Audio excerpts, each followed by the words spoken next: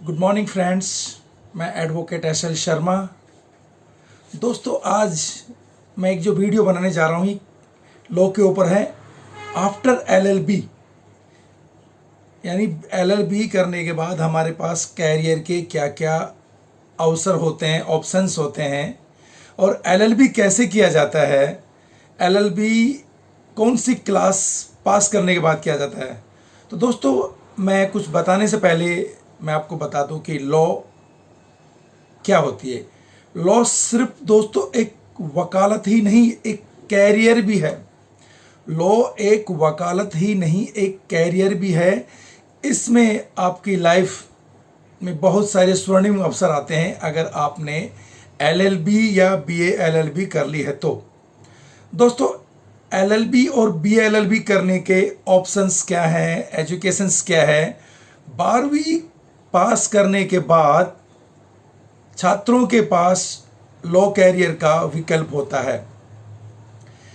जो छात्र कानूनी पेशा चुनना चाहते हैं, जिनको कानून से प्यार है या लीगल प्रोफेशन में जाना चाहते हैं, वो 12वीं पास अगर कर चुके हैं तो उनको बीए एलएलबी 5 वर्षीय पाठ्यक्रम में एडमिशन लेना पड़ेगा, जो आप किसी भी यूनिवर्सिटी से कर सकते हैं। दोस्तों, लॉ प्रोफेशन एक बहुत ही सम्मानीय प्रोफेशन है। पुराने ज़मानों में बड़े बड़े राजा महाराजा या बड़े बड़े लोग इस प्रोफेशन में आते थे। जो लोग कानून से जुड़ी पेचीदगियों के बारे में जानते हैं या उनकी भूमिका के बारे में जानते हैं, क्योंकि कानून हमारे देश में सभी को मिले, ये सभी का हक है।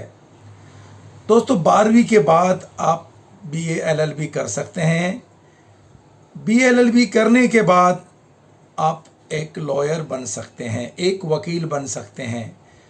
इसी प्रकार बीए एलएलबी के अलावा एक पाठ्यक्रम है एलएलबी। एलएलबी भी बीए के बाद होता है। बीए, बीएससी, बीकॉम के बाद में 3 वर्षीय पाठ्यक्रम होता है, वो एलएलबी में कहलाता है। इसके बाद भी आप एक सफल लॉयर बन सकते हैं। दोस्तों, लॉयर कौन है? कौन है लॉयर? वकील क्या है? प्रतिष्ठित शब्दकोश के मुताबिक लॉयर वह व्यक्ति है जो कानूनी दाव पेचों को जानने और समझने में कुशल होता है। एक अन्य परिभाषा पर गौर करें तो लॉयर किसी सरकार या उसकी एजेंसी द्वारा अधिकृत वह व्यक्ति होता है जो लॉ की प्रैक्टिस करने के अलावा अपने क्लाइंटों को कानूनी मुद्दों पर सलाह देने का कार्य करता है। किसी आम व्यक्ति की दृष्टि से देखें तो लॉयर वह व्यक्ति है जो किसी व्यवस्था, खासकर वैधानिक की खामियों को तलाशने में दक्ष होता है।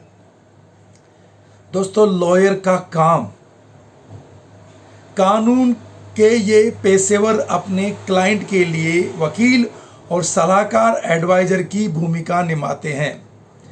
दीवानी, सिविल, फौजदारी, क्रिमिनल मामलों में ये वादी, कंप्लेंटेंट या प्रतिवादी, डिफेंडेंट का संबंधित अदालतों में पक्ष रखते हैं।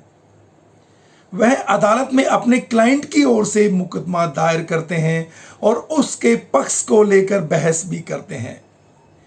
किसी भी मामले में विशेष के लिए कानूनी स्थितियों को स्पष्ट भी करते हैं। एडवाइजर या सॉलिसिटर के रूप में वे अपने क्लाइंट को परामर्श देते हैं कि उनके क्लाइंट के मामले में संबंधित तथ्यों पर कौन सा कानून किस तरह से लागू होगा। अदालत में मामला पहुंचने पर सॉलिसिटर संबंधित मामलों की पैरवी करने वाले वकील को सलाह भी दे देते हैं, जो सॉलिसिटर होते हैं। वकील कैसे बने? जो मैंने आपको बताए थे, बीए एलएलबी, एलएलबी, ये कोर्स करने के बाद आप वकालत की पढ़ाई कर सकते हैं। इस दौरान वकील की पढ़ाई के साथ साथ लॉ की पढ़ाई के बाद शुरुआत के दौर में किसी भी वकील के साथ जूनियर असिस्टेंट के रूप में काम करना होता है।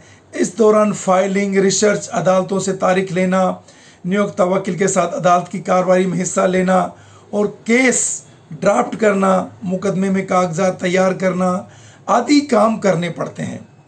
वकालत से जुड़ी इन बुनियादी चीज़ों को समझने के बाद स्वतंत्र रूप से वकील के रूप में काम शुरू किया जा सकता है। दोस्तों, अब हमारे मेन मुद्दा आता है, अगर हम वकालत नहीं करना चाहते हैं BA LLB के बाद, तो हमारे पास क्या क्या ऑप्शंस हैं। दोस्तों, BA LLB के बाद अगर आप लॉ नहीं करना चाहते हैं, तो आपके पास बहुत सारे ऑप्शंस हैं। नंबर 1, एडवोकेट बन के अपने बिजनेस की अपना शुरुआत करना। आप प्राइवेट फर्म, लॉ फर्म खोल के भी अपनी शुरुआत कर सकते हैं। जूनियर लॉ ऑफिसर बन के भी आप शुरुआत कर सकते हैं। जूनियर लॉ ऑफिसर प्राइवेट कंपनियों में भी होते हैं, गवर्नमेंट बॉडी में भी होते हैं, गवर्नमेंट इंस्टीट्यूशन में होते हैं, सरकारी विभागों में भी होते हैं। लॉ ऑफिसर, विधि अधिकारी, ये गवर्नमेंट डिपार्टमेंट में होते हैं और प्राइवेट कंपनी में भी होते हैं। कंसल्टेंट एंड लीगल कंसल्टेंट, कानूनी सलाहकार, असिस्टेंट कानूनी सलाहकार, ये आपके गवर्नमेंट डिपार्टमेंट में भी होते हैं, सुप्रीम कोर्ट ऑफ इंडिया में भी होते हैं, हाई कोर्ट में भी होते हैं। ड्राफ्टिंग एसोसिएट, ये प्राइवेट कंपनी में भी होते हैं, गवर्नमेंट बॉडी में भी होते हैं। लॉ रिसर्चर्स, विधि शोधकर्ता, लीगल वाइस प्रेसिडेंट, कानूनी उपाध्यक्ष, ये प्राइवेट कंपनियों में होते हैं। डेप्यूटी लॉ मैनेजर, उप विधि प्रबंधक, ये सभी बैंकों में होते हैं। लीगल असिस्टेंट, कानूनी सहायक, हर गवर्नमेंट डिपार्टमेंट में या बोर्ड में होते हैं। प्रोटोकॉल असिस्टेंट, ये हाई कोर्ट में होते हैं। सीनियर प्रोटोकॉल असिस्टेंट, व्यक्तिगत सहायक, ये सुप्रीम कोर्ट ऑफ इंडिया में होते हैं।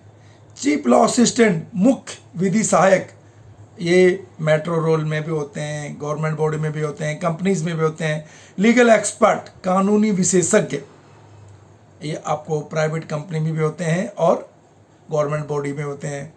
रेलवे में, आर्मी में, पुलिस में, हर डिपार्टमेंट में आजकल लीगल असिस्टेंट की ज़रूरत पड़ती है। दोस्तों, मैं आपसे यही कहना चाहूँगा, आफ्टर 12th के बाद अगर आप कानूनी डिपार्टमेंट या कानूनी विभाग या कानून के अच्छे जानकार हैं, या कानून से प्यार है, या कानून की अच्छी नॉलेज है, तो आपको BA LLB कोर्स में एडमिशन लेना चाहिए। जॉब के बहुत स्कोप हैं। लोग कहते हैं कि एडवोकेट के पास काम नहीं होता। एडवोकेट के पास इतना काम होता है। एक एडवोकेट 1 करोड़ रुपए भी एक दिन की हेयरिंग के लेता है। एक एडवोकेट 50 लाख भी एक दिन की हेयरिंग के लेता है। और एक एडवोकेट अपनी क्षमता के अनुसार हियरिंग के लेता है। वो उसकी कैपेसिटी, उसका कानूनी नॉलेज, उसका मान, उसका सम्मान, उसका ज्ञान उसको इस बुलंदियों पे लेके जाता है। LLB की पढ़ाई के बाद आप डायरेक्ट से जज के एग्जाम भी दे सकते हैं, सिविल सर्विस में जा सकते हैं, या एडवोकेट रहते रहते 7 साल की प्रैक्टिस के बाद भी आप सिविल सर्विस, सिविल जज के पेपर दे सकते हैं। दोस्तों, मैं खुद पहले पुलिस डिपार्टमेंट में ऑफिसर था।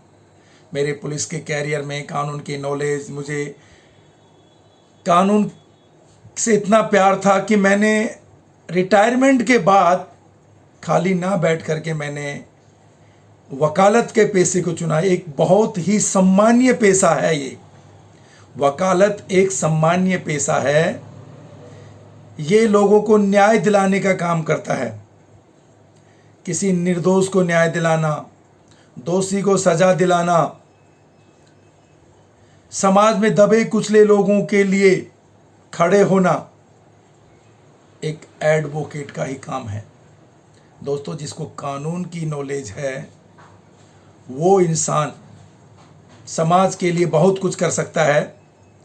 इसलिए मेरे दोस्तों, मैं फिर कहना चाहूँगा, अगर आपने 12th की है तो आप इस प्रोफेशन में आना चाहते हैं तो आपका स्वागत है। 5 साल का आपका ये पढ़ाई का पीरियड होगा। इसके बाद आपको स्टेट बार काउंसिल में आपको अपना रजिस्ट्रेशन करवाना पड़ेगा। उसके बाद किसी भी एक डिस्ट्रिक्ट बार के अंदर आप अपना एनरोलमेंट कराएंगे तो आप प्रैक्टिस कर सकते हैं। अगर आप एनरोलमेंट कराने के बाद आप के अंदर कानून की एक नॉलेज आ जाती है। दोस्तों 12th के बाद लोग BA, BCom, BSc कई कोर्सेज में भागते हैं। अगर आपका उद्देश्य समाज में लोगों को न्याय दिलाना है या अपना कैरियर बनाना है तो मैं आपको विश्वास दिलाता हूं,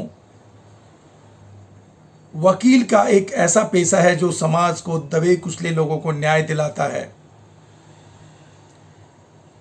वकील आपके साथ हमेशा सदैव खड़ा रहेगा। जब आपके साथ अन्याय हो जाता है तो आपको न्याय दिलाने के लिए वकील ही आपके काम आता है। अगर आप अदालत में प्रैक्टिस नहीं करना चाहते हैं, आप नौकरी ही करना चाहते हैं, तो मैंने आपको इस वीडियो के माध्यम से इतनी ही नौकरियां बताई हैं जिसके द्वारा आप अपना कैरियर स्टार्टअप कर सकते हैं।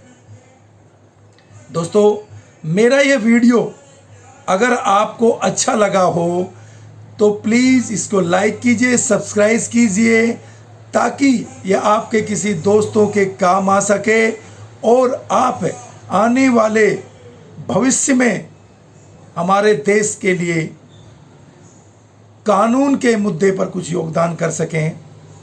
मेरा वीडियो बनाने का मुख्य उद्देश्य 12वीं पास बच्चों के लिए, BA complete, BA, BCom, BSc complete स्टूडेंटों के लिए, जिनको अपना कैरियर चुनने के लिए समझाना पड़ता है या सोचना पड़ता है, उनके लिए मैंने ये वीडियो बनाया है कि वकालत एक महान पेशा है।